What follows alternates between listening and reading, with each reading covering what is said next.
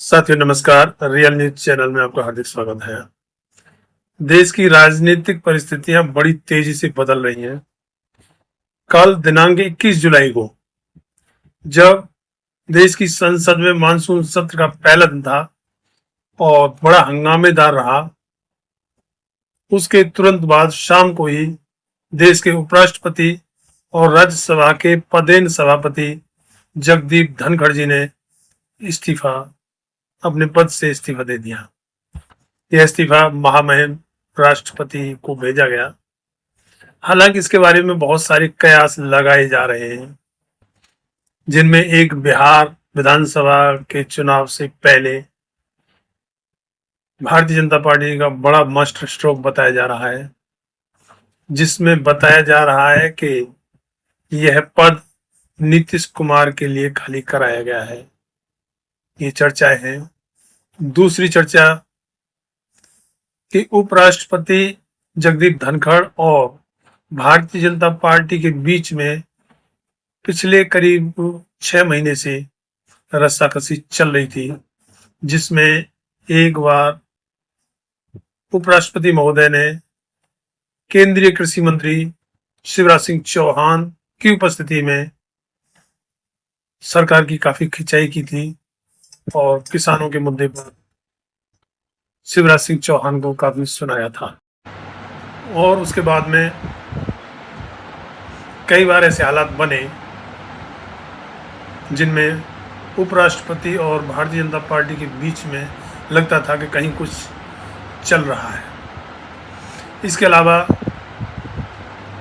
Supreme court के मुद्दे पर उपराष्ट्रपति इतना बोले कि जितना नहीं बोलना चाहिए था, लेकिन उसमें लगता नहीं कि भारतीय जनता पार्टी को उसमें किसी तरह की कोई दिक्कत थी। उसमें लग यही रहा था कि उपराष्ट्रपति भारतीय जनता पार्टी की राजनीति के लिए ही बैटिंग कर रहे हैं। खैर, वो भी नहीं था। एक मामला तुरंत कल का ही बताया जा रहा है कि कल 21 जुलाई को संसद में या कहेंगे राज्यसभा में एक कारण तो ये बताया जा रहा है कि ये इलाहाबाद हाई कोर्ट के जस्टिस यशवंत वर्मा के खिलाफ जो महाभियोग का प्रस्ताव था, जो विपक्ष द्वारा दिया गया था, उसको उपराष्ट्रपति महोदय ने या कहेंगे राज्यसभा के पदेन सभापति जी ने उसको स्वीकार कर लिया, जिस पर भारतीय जनता पार्टी उनसे नाराज हुई। दूसरे एक ये भी बताया जा रहा है कि जिस तरीके से खड़गे जी, जो कांग्रेस के वरिष्ठ नेता हैं, खड़गे जी संसद में पहलगाम मुद्दे पर चर्चा कराने के लिए सरकार को मजबूर करने में सफल रहे, उसमें कहीं न कहीं कुछ कमी भारतीय जनता पार्टी उपराष्ट्रपति महोदय या कहेंगे राज्यसभा के सभापति जगदीप धनखड़ जी की कमी मान रही है। हालांकि जैसा और जिस तरीके का माहौल संसद का दिखाया गया और देखा गया, उसमें उपराष्ट्रपति महोदय ने हर संभव कोशिश ये की कि मल्लिकार्जुन खड़गे कुछ ना बोल पाएँ और ऐसी कोई नौबत ना आने पाए। लेकिन जगदीप धनखड़ जी के काफ़ी कोशिश करने के बावजूद भी मल्लिकार्जुन खड़गे जी ने 1 मिनट का समय मांगा और उस 1 मिनट के समय में ही पहलगाम हमले पर अपनी बात रख दी, जिससे मजबूर होकर सरकार को पहलगाम पर चर्चा करने के लिए राजी होना पड़ा। इसके अलावा एक कारण और भी बताया जा रहा है कि जिस तरीके से कांग्रेस के वरिष्ठ नेता मल्लिकार्जुन खड़गे जी द्वारा जो बात रखी जा रही थी, उस पर राज्यसभा के नेता सरकार की तरफ से और भारतीय जनता पार्टी के राष्ट्रीय अध्यक्ष जेपी नड्डा ने जिस तरीके से उन विपक्ष के लिए बोला कि no matter will go on record, nothing will go on record, जैसा कि ज़्यादातर जगदीप धनखड़ बोलते हैं। और ये वही बोल सकते हैं, राज्यसभा में या तो सभापति और लोकसभा में स्पीकर ही ये सेंटेंस बोल सकते हैं। लेकिन जेपी नड्डा ने इस तरीके से बोलकर राज्यसभा के सभापति जगदीप धनखड़ जी की इंसल्ट की और उससे वो जगदीप धनखड़ जी की भावना आहत हुई। ये भी एक कारण बताया जा रहा है। हालांकि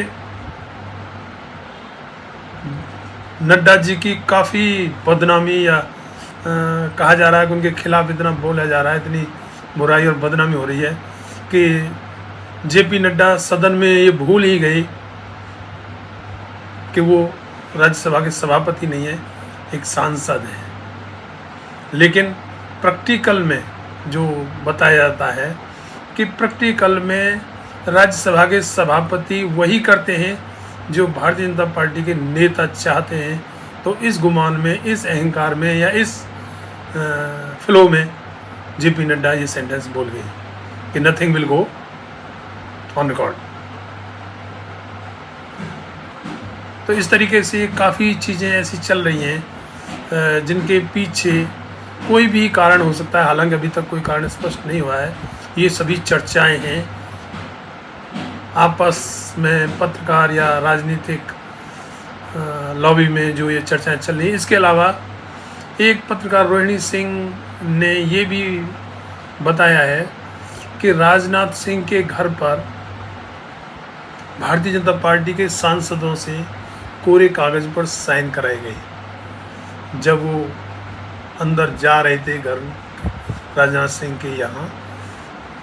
तो उसमें अंदर जा रहे थे और बाहर आ रहे थे, आपस में कोई किसी से बात नहीं कर रहा था। ऐसे में एक सांसद द्वारा अपना नाम डिस्क्लोज ना करने की शर्त पर बताया कि अंदर कोरे कागज़ पर साइन कराए जा रहे हैं। तो ये भी है। हालांकि इसके बारे में ये भी कहा जा रहा है कि भारतीय जनता पार्टी उपराष्ट्रपति को पद से हटाना चाहती थी और वो भी महाभियोग लगाकर। ये भी एक चर्चा है। अब इसके पीछे क्या वजह रही है वो चीज़ें खुलकर नहीं आई हैं। अच्छा, उन बातों से ऐसा एक रहस्यमय माहौल तैयार हो रहा है कि भारतीय जनता पार्टी के अंदर क्या कुछ चल रहा है। और हालात तो खैर पहले से भी ऐसे लग रहे थे कि एक दिन कोई बड़ा विस्फोट हो सकता है और अब और वो संभावनाएं बढ़ रही हैं।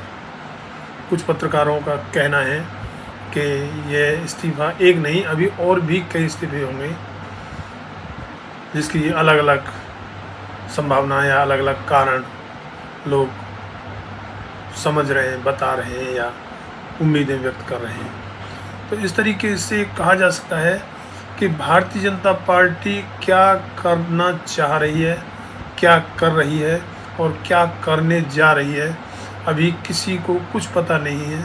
हालांकि ये जो उपराष्ट्रपति महोदय का इस्तीफ़ा लोग बीजेपी का मास्टर स्ट्रोक बता रहे, तो ये तो संभव नहीं है।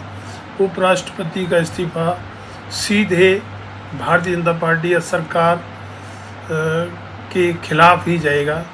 इसमें सरकार के खिलाफ ही सवाल उठेंगे, पॉजिटिव तो कुछ नहीं लगता है। अब सरकार कई तरफ से घिरी हुई है। पहलगाम हमले पर या सीज़ फायर कैसे हुआ, उसमें CDS चौहान द्वारा दिए गए वक्तव्य या आर्मी के एक बड़े अफसर ने जो मामला इंटरनेशनल प्लेटफॉर्म पर जाकर उठाया, या अमेरिका का राष्ट्रपति ट्रंप अब तक 24 बार विभिन्न जगहों पर ये कह चुका है कि भारत पाकिस्तान का युद्ध उन्होंने व्यापार की धमकी देकर सीज़ फायर कराया। तो ये भी है। इसके अलावा एक मुद्दा बिहार विधानसभा चुनाव में SIR का चल रहा है। स्पेशल इंटेंसिव रिवीजन के नाम पर वहाँ बताया जा रहा है कि काफ़ी गोलमाल चल रहा है और दलित पिछड़े अल्पसंख्यकों के वोट काटे जा रहे हैं, जिसमें बताया जा रहा है कि BLO अपने आप साइन करके मृतक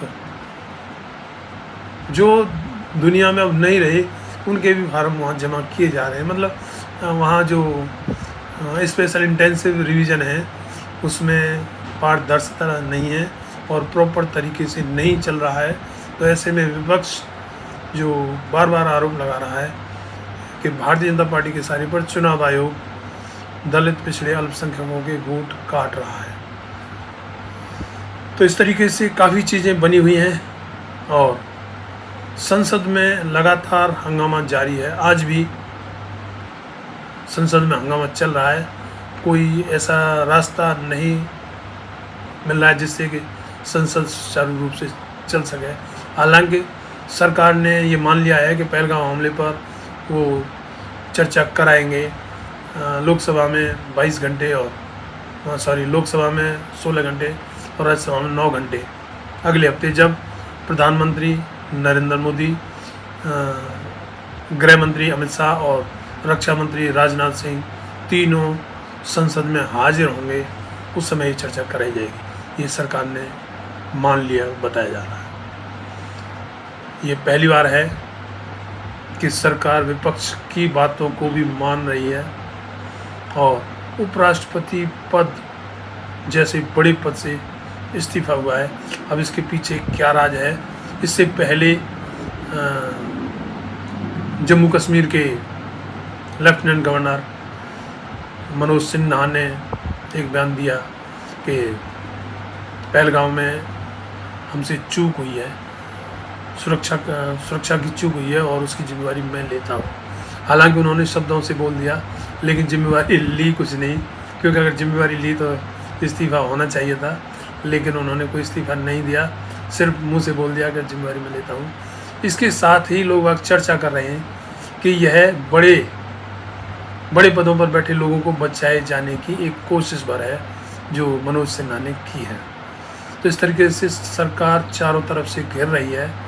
जो मीडिया ने हवा बनाई थी, मीडिया के बल पर जो सरकार और सरकार के नुमाइंदे या वरिष्ठ नरेंद्र मोदी जिनकी ऐसी हवा बनी थी, वो हवा निकल रही है। इससे अलग एक बात जो कल संसद में हुई कि प्रधानमंत्री आए और जैसे हंगामा शुरू हुआ वो निकल गए, जिस पर विपक्ष के नेता कोई भाग निकले, कोई मतलब इस तरीके की बातें हुई। उससे अब ऐसा लग रहा है कि प्रधानमंत्री नरेंद्र मोदी सवालों को फेस कर पाने में असमर्थ हैं, क्योंकि उन्होंने 11 साल के दौरान कोई प्रेस कॉन्फ्रेंस ऐसी नहीं की जिसमें वो सवालों के जवाब प्रॉपर दे सकें। अभी पहलगाम हमले के बाद में ऑल पार्टी मीटिंग बुलाई गई, जिसमें सांसद वहाँ आमने सामने सवाल कर सकते थे। उसमें दोनों में से प्रधानमंत्री दोनों मीटिंगों में से किसी एक मीटिंग में भी नहीं आए। इसके अलावा संसद में सवाल पूछे जाते हैं तो प्रधानमंत्री जवाब नहीं देते हैं। अब एक बड़ा रहस्य है कि प्रधानमंत्री पद पर बैठा हुआ आदमी जो ये कहता है कि एक अकेला सब पर भारी, लेकिन किसी के सवाल का जवाब नहीं देता है।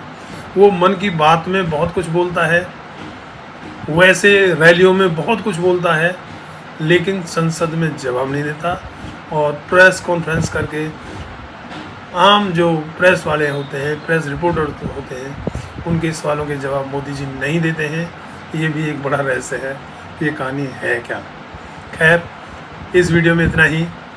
उपराष्ट्रपति पद के बाद में क्या चीज़ें निकल के आती हैं कि ये इस्तीफ़ा क्यों हुआ है। हालांकि उपराष्ट्रपति महोदय ने इस्तीफे में अपनी स्वास्थ्य का हवाला दिया है और अपनी उम्र 74 साल का भी हवाला दिया है, लेकिन ये बात किसी को पच नहीं रही है। जो उपराष्ट्रपति पूरे दिन बढ़िया तरीके से काम कर रहे हैं, मीटिंग कर रहे हैं और अगली मीटिंग में फिक्स कर रहे हैं, वो अचानक रात को स्वास्थ्य और उम्र का हवाला देकर इस्तीफा दे देते हैं, तो इसमें बड़ी बात समझी जा रही है। यह हो भी सकता है कि नॉर्मल वे में उन्होंने इस्तीफ़ा दे दिया हो, लेकिन अगर नॉर्मल वे में इस्तीफ़ा उन्होंने दिया होता, नॉर्मल हालातों में उन्होंने इस्तीफ़ा दिया होता, तो 1-2 दिन पहले भी दे सकते थे, सेशन शुरू होने से पहले या हफ्ते 10 दिन पहले दे सकते थे, या 21 जुलाई तक ये सेशन चलेगा उसके बाद में भी इस्तीफ़ा दे सकते थे। लेकिन मानसून सत्र के पहले दिन ही उपराष्ट्रपति महोदय का इस्तीफ़ा बहुत कुछ बोल रहा है, बहुत कुछ आशंकाएं व्यक्त कर रहा है। प्रॉपर जवाब आना अभी बकाया है। इस पोस्ट में इतना ही। वीडियो अच्छा लगा हो तो चैनल को सब्सक्राइब, लाइक, शेयर और कमेंट में अपनी राय जरूर दें। धन्यवाद। जय भीम।